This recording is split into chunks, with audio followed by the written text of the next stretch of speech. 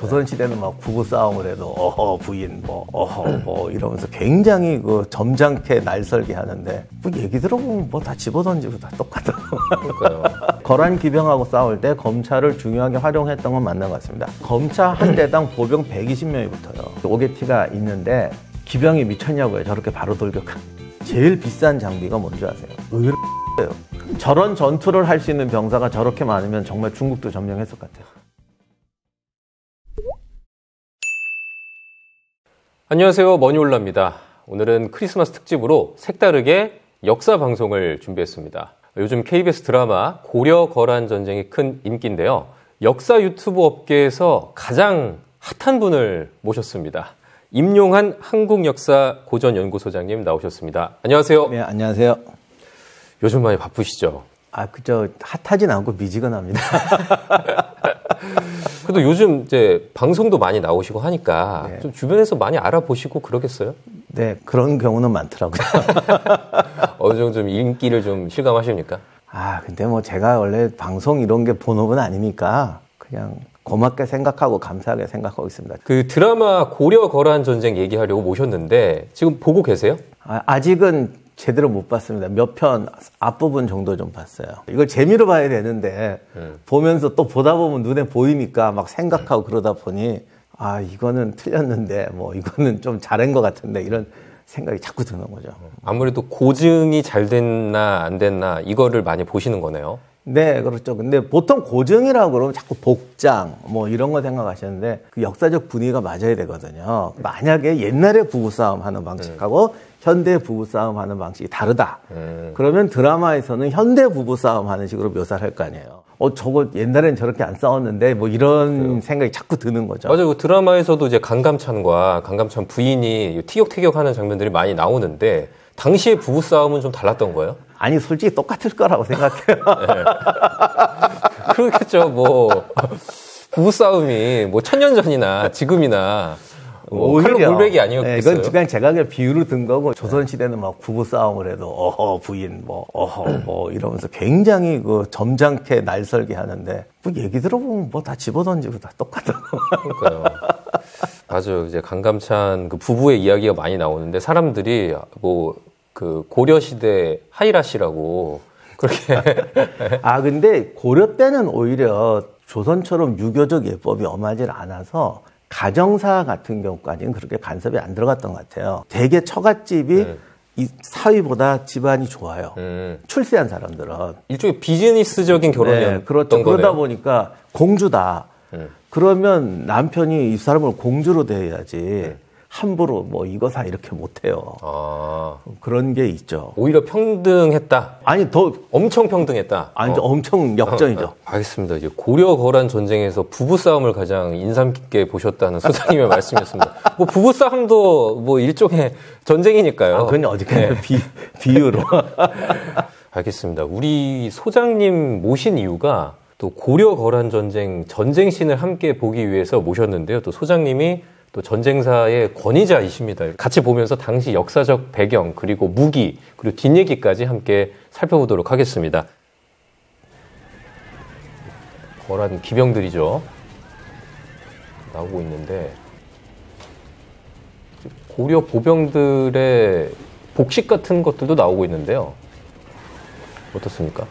이 복식이 제일 문제인데 사실은 임진왜란 때 조선 보병들이 어떤 복장했는지도 몰라요. 그러니까 삼국시대는 오히려 고분벽화가 조금 남아있어서 복장이라든가 이런 게 좀 나오는데 그림이 워낙 없어요. 그러다 보니 고려시대 복장이나 조선시대 복장 잘 알 수가 없고요. 그리고 대체로 갑옷이 쇠하고 가죽으로 만드니까 여간에서는 다 썩어버리기 때문에 발굴도 잘 안 되고. 그러니까 사실 저렇게 나오는 것들은 상상에 의존한 거네요. 저기 보면은 병사들도 다 투구를 쓰고 어떤 쇠로 된 소재로 갑옷을 입었는데 실제로 그때 당시 그만한 어떤 경제 규모가 났습니까? 이제 보병들에게도 다 일일이 갑주를 입혀줄 정도로? 그 정도는 좀 힘들었을 것 같아요. 예를 들면 조선시대도 갑옷을 만드는 종류가 물론 철이 들어가야 되지만 가죽을 많이 써요. 근데 이제 가죽도 사실 소가죽 귀하기 때문에 정말 그렇게 좋은 가죽으로 다 입었느냐는 건 좀 의문이 들고 그다음에 이제 지갑이라고 종이로 많이 만들었습니다. 근데 그게 종이로 하다 보니까 본때는 제일 좋았다고 하네요. 그리고 그러니까 종이를 여러 개를 그렇죠. 한지가 겹쳐서 만드는 거네. 그렇죠. 한지가 튼튼하니까. 그래서 경비 쓰고 할 때는 사실 저런 거 입으면 춥고 더워서 못 견디거든요. 실제 전투에서는 위력이 훌륭하다고 말하는 사람도 있지만은 사실 아무래도 좀 부족하죠. 그리고 어느 정도 균일하게 만들었는지는 모릅니다. 근대 산업혁명이 이룬 가장 중요한 게 표준화, 균일하잖아요. 근데 옛날에는 표준화가 안 되거든요. 그래서 저게 될 수가 없어서 조선시대 기록에도 보면 당시도 군수공장이 있고 미리 전쟁 준비를 합니다. 거기도 이제 무기 창고가 있거든요. 그럼 검사를 해봤더니 칼 길이도 다 다르고 손잡이, 두께도 다 다르다. 그래서 문종이 이거 통일하자. 그랬더니 또 대신들이 사람 손도 다 다른데 그냥 일종의 병사들 입장에서는 무기 뽑기 운도 있었던 거네요. 그러니까 병사들이 자기한테 맞는 거 고르게 합시다라고 그럴듯한 말이긴 한데 문종 말대로 하려면은 공장을 대규모화해서 표준 공정화해야죠. 이제 그런 부분이 아무래도 부족하죠, 옛날에는. 아니 근데 사실 소장님도 이제 군대 다녀오셨겠지만 저도 그 육군 훈련소나 이렇게 보급 받을 때 편차가 있어요. 그게 보급품도 원래 그때도. 그러니까 이거는 제가 우리나라를 비난하려고 하는 게 아니라 원래 다 그런데 나폴레옹 때 프랑스 군대 같은 경우가 당시 전 유럽 군대에서 표준화가 제일 잘 된 군대였어요. 그럼에도 불구하고 막상 입어보면 불량품 투성이고 칼은 군에서 지급하는 거 받으면 원가 절감하느라고 싼 쇠를 써가지고 그냥 이렇게 꺾이고 그래서 병사들이 차라리 돈 주고 샀다. 알겠습니다. 좀 계속 보겠습니다. 호루라기가 당시에 많이 쓰였어요? 그건 기록은 없는데 아마 썼겠죠. 왜냐하면 화살에서도 호루라기의 원리를 알아요. 그 우는 화살이라고 효시라고 있잖아요. 소리내는 화살. 그게 호루라기 개념이거든요. 일종의 병사들에게 신호를 주는 거죠? 그렇죠. 근데 호루라기 같은 거 쓴다거나 옛날 로마군 영화에서 처음 한번 호루라기가 나오더니 이제 그런 거 보고서 이제 많이 하시는 것 같아요. 계속 보겠습니다. 검차가 나오는데 실제로 저렇게 이제 이 검차가 이 기병과 싸울 때 쓰는 무기였나요? 검차라는 걸 자꾸 주목을 하는데 우리 역사가 70년대, 60년대에는 민족주의 역사학이라는 게 우리가 그때는 못 살 때니까 그 국가의 어떤 민족적 자존심을 주려는 의식들이 되게 강했어요. 어떤 남이 없는 신기술, 우리만 쓰는 무기 이런 거 있다면 그냥 부각시키는 경향이 있었거든요. 그러다 보니까 검차도 약간 그런 영향을 받는 것 같은데 검차는 우리나라에만 있는 무기도 아니고 굉장히 세계 보편적인 무기예요. 중국에 육도라는 병서가 있는데 거기에도 나옵니다. 그리고 중국도 한족들은 가장 무서운 적이 북방 기마민족들이에요. 근데 북방 기마민족하고 싸울 때는 결국 바리케이트 쳐야 되거든요. 이 검차의 기능이 두 가지인데 보병들이 밀고 앞에다 창이 있으니까 공격하는 용으로도 쓸 수 있고요. 보병한테도 들이밀면 되니까 기병에게도 공격하는 무기로 쓸 수도 있지만 보통은 저 창이 말이 달려들지 못하게 하는 것도 있지만 뛰어넘지 못하게 하는 것도 있어요. 그러니까 창이 길면 말은 사실 점프하는 거 굉장히 싫어합니다. 그러니까 창이 길기 때문에 도약거리가 길어져야 되고 말들이 그 앞에 번쩍이는 거라든가 이런 거를 보면은 점프하는 걸 되게 싫어해요. 말들도 생각이 있기 때문에 우리 생각처럼 말을 잘 안 듣습니다. 그래서 말들이 들어오지 못하게 하기 위해서 창을 앞에 꽂아놓는 그런 기능도 있는데 이거는 중국 사람들도 기마민족하고 싸울 때 늘 쓰던 기본적인 무기입니다. 어쨌든 예전부터 써왔던 무기였던 거고 특히 고려군만 썼던 무기나 이런 건 아니었던 거군요. 네, 그런데 검차를 중요하게 거란 기병하고 싸울 때 검차를 중요하게 활용했던 건 맞는 것 같습니다. 통주전투 때도 검차를 활용했다고 되어 있고 첫 번 전투에서는 효과를 봤기 때문에 거기에 방심하다가 두 번째 전투에서 이제 패하는 걸로 되어 있죠.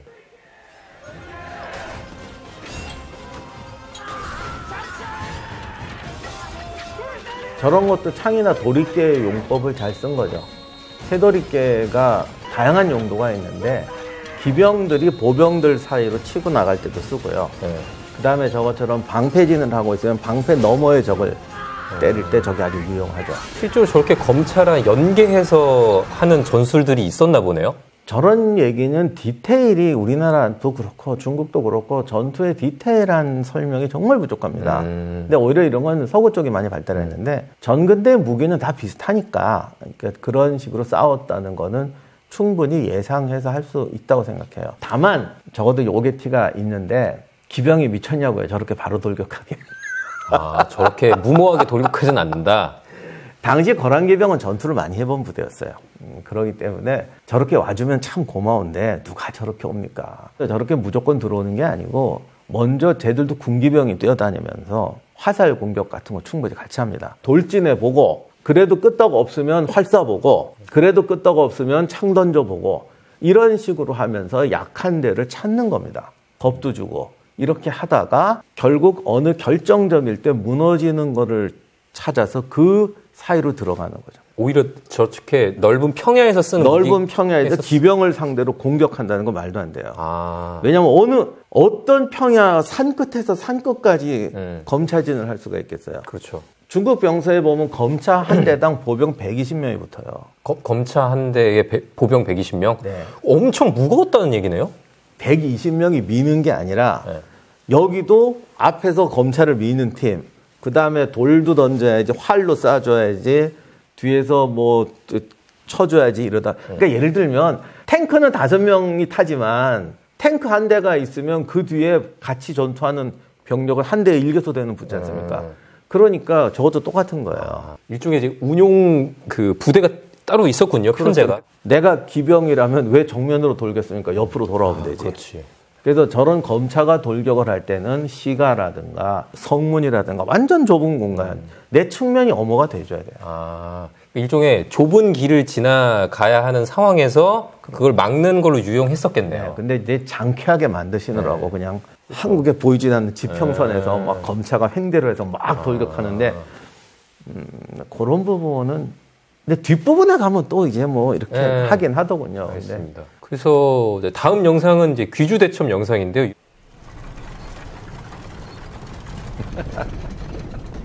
저 장면이 그러니까 이런 거잖아요. 이제 저 장면이 문제죠. 네. 이게 평야에서 이게 만드는. 네, 그래서 이렇게 막 돌진을 하는데 이거 좀 현실적이진 않다. 저라면 저렇게 안 했겠어요.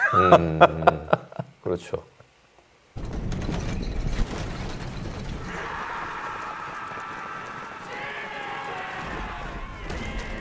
이런 식의 디테일한 거를 넣는 거는 참 훌륭한 것 같아요. 이렇게 통나무로 굴려서 멈추게 한다거나 뭐 이런 식의 아이디어 자체는 좋았다고 생각합니다. 사실 이제 그때 역사적 기록이 거의 남아있지 않기 때문에 어떻게 벌어졌냐는 상상에 의존할 수밖에 없는 거잖아요. 네. 그래서 그런 상상이 많이 부족했었는데 확실히 그런 게 많이 좋아지는 게 보이더라고요. 자, 이렇게 맞고. 일단 이 전투가 이상할 정도로 포격전을 안 해요. 검차진이 밀고 들어오면은 통나무로 맞고 밑으로 기어 들어간다는 건 죽으러 가는 거예요. 사실 밑으로 들어오면 죽이기 더 쉬워요. 저기 서 있는데 밑으로 기어 들어간다는 게 말이 안 되죠. 얼마나 고마운 일이에요. 우리 잠시 이제 그 최수정 형님께서 나오셨는데 그래도 나왔으니까 저 드라마 주인공이 나왔으니까 얘기를 해보죠. 장군들 이제 뭐 투구나 뭐 갑옷 같은 경우는 어느 좀 군대의 좀 권위를 살리기 위해서라도 조금 그래도 신경을 쓰지 않았을까요? 장식 같은 데서는? 제가 외국의 박물관에 가면은 막 상감해서 금으로 만들고 막 방패 투구에 조각 어마어마하게 한 투구를 한번 본 적이 있어요. 그 투구는 진짜 유명해요. 이탈리아 유물인데 뭐 머리에 용조각 있고 어느 시대 때? 로마 시대 때? 르네상스기일 거예요. 그래서 그건 세계적으로 유명한데 그게 터키 박물관에 있어요. 장군은 이미지가 중요하잖아요. 전쟁에서 지면 어마어마한 손해를 보니까 이 금빛 장식한 갑옷을 입고 나가는 게 결코 낭비가 아니구나. 그래서 옛날에는 저도 전쟁터 가는데 저렇게 금 상감 여기도 보니까 막 금으로 상감하고 그랬던데 저런 걸 입고 나가겠니 그랬더니 생각했는데 입고 나가는 게 싼 거죠. 당시에도 강감찬이 좀 화려한 갑옷을 입었을 수도 있는 거네요. 그랬을 수도 있겠죠. 고려시대 투구가 하나 발견된 게 있긴 있는데 뭐 아무 장식이 없어요. 제일 비싼 장비가 뭔지 아세요? 뭐예요? 의외로 투구예요. 아, 투구? 네, 투구가 굉장히 비싸요. 그러니까 갑옷 가격의 절반이 투구예요. 왜냐면 이게 만들기가 어렵습니다. 근데 전투에 나갔을 때 머리를 다치기보다는 되게 이런 몸통을 많이 다쳐서 여기에 많이 돈을 쓸 것 같은데 그게 아니었나 봐요? 그렇게 생각하는데 실제로 군인들이 투구를 쓰고 갑옷을 입는 결정적인 이유 중에 하나가 옆에 있는 병사나 자기 무기에 다치지 않기 위해 쓰는 거예요. 아, 그럴 수 있겠네요. 네. 막 휘두르니까. 네, 엄청나게 다쳐요. 그래서 이 갑옷이라든가 가죽 같은, 제가 과거에 그 포졸복 입고 나가면 안 된다는 것이 하다못해 가죽이라도 이런 보호구를 둘러야지 자기 편한테 다칩니다. 더욱이 옛날처럼 창과 칼로 싸울 때 갑옷이든 뭐든 보호구를 안 차고 있으면 한 50km 행군하면 절반이 부상돼야 되지 않을까요? 알겠습니다. 이제 고려군의 복식에 대해서 얘기해봤고요. 들어와서 막 싸우죠. 네. 근데 저 이거 검차 넘어가는 장면이 뭐 멋있게 그러니까 나왔어요. 저런 디테일을 아이디어를 많이 쓴 것 같아요.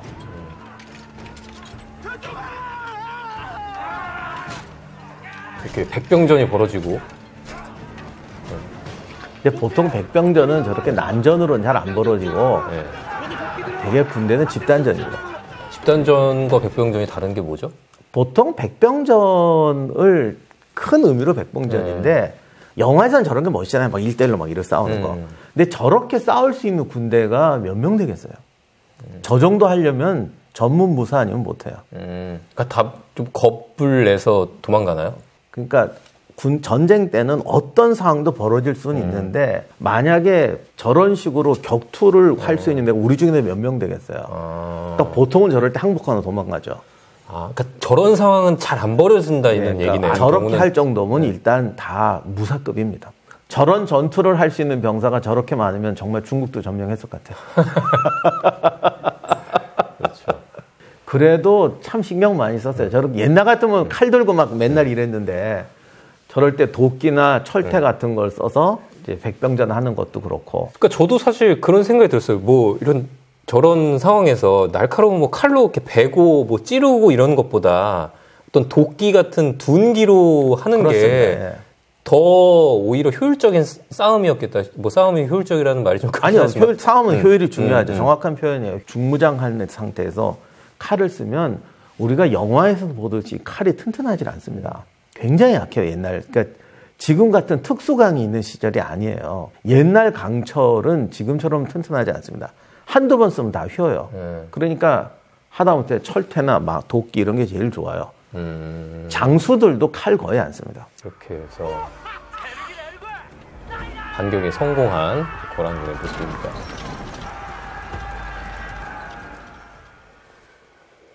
자, 이렇게 귀주대첩까지 봤고요.